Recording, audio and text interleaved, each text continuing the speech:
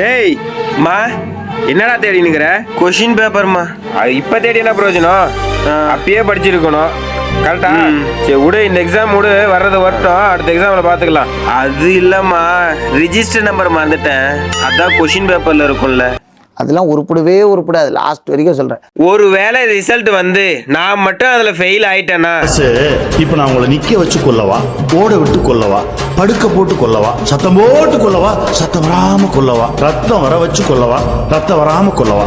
Choose the best. இன்னும் ரிசல்ட்டே வரல, அதுக்குள்ள கவுன்சிலிங் போறியா? கட் ஆஃப் வந்துச்சா? தம்பி காலேஜ் சூஸ் பண்ணிட்டியா? என்ன கோர்ஸ் எடுக்க போற? எந்த காலேஜ்? எந்த ஊர்ல சேர போற? முடிச்சுட்டு என்ன பண்ண போற? வெயிட் பண்ணுங்கடா, நான் முதல்ல பாஸ் பண்ணணும். எல்லாம் வாங்கணும், அப்புறம் தாண்டணும், அதுக்கப்புறம் கட்டணும். ஐயோ ரிசல்ட் வந்துச்சு. 2 3 4 5 6 7.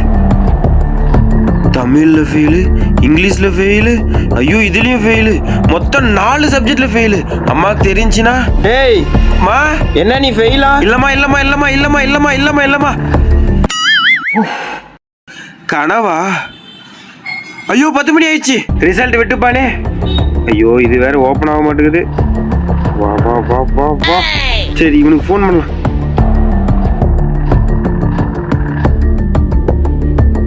மச்சான் ரிசல்ட் பாத்துட்டியா? இன்னும் டைம் இருக்குடா.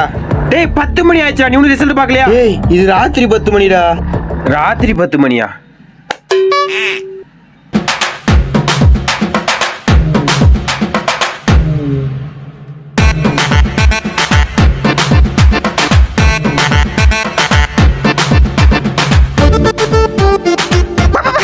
மணி. ஐயோ ரிசல்ட்.